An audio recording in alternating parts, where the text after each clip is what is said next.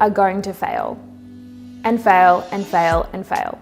And that's okay, because it's essential to your growth as a filmmaker. One instance that I can remember is when I was on my first shoot out of film school. I didn't do my homework and I was shooting with a camera I'd never shot with before.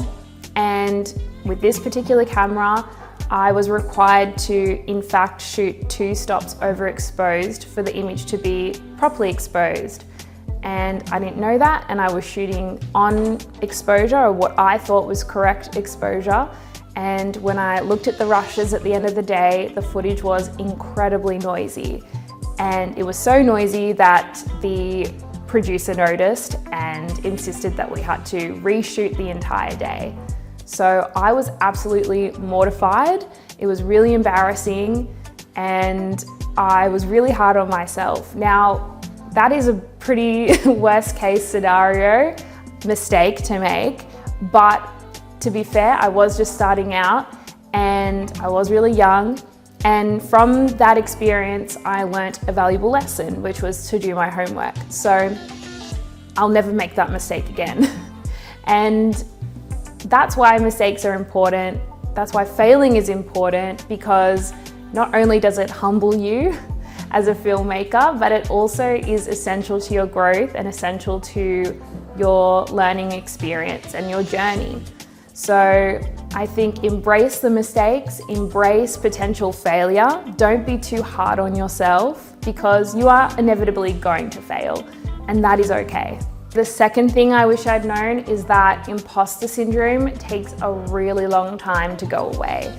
So I still suffer from imposter syndrome, and I'm currently working on myself to get rid of that feeling. What is imposter syndrome? It's basically that negative voice in the back of your head that tells you you're not good enough and you're not qualified for the job that you're about to do. So what you really need to do is practice self-belief. And you need to really believe that the client has hired you for a reason. They've hired you because they believe that you are incredibly capable. They've seen your previous work and they know that you can do this job. So you truly need to believe that. I think what's also important is to surround yourself with crew that uplift you and celebrate your qualities, celebrate your skills, and also believe in you.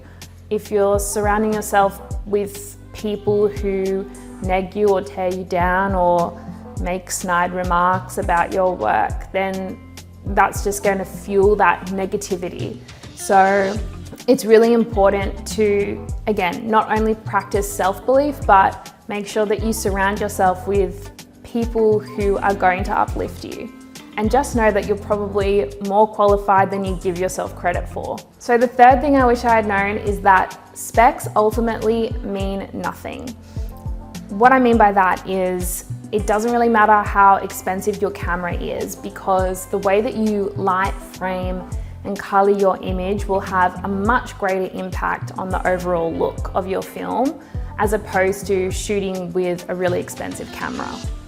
So the third thing I wish I had known is that specs mean nothing ultimately.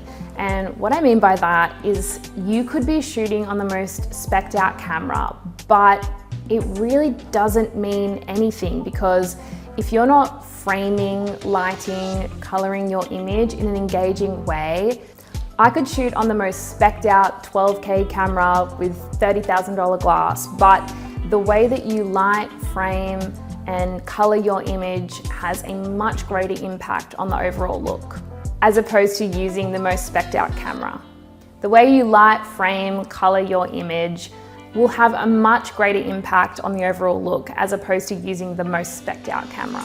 So lastly, I just wish I had been made aware of other female DPs that existed earlier on in my career. When I was a kid watching behind the scenes featurettes, I never saw women operating cameras. And what that did was it instilled this subconscious fact in my head that you couldn't be a camera operator, you couldn't be a cinematographer if you were a woman. Now, growing up after that, I eventually did see more women represented in the camera department, and what that did was it actually made it a reality for me. I could finally envision myself in that position, and that's why representation truly is important.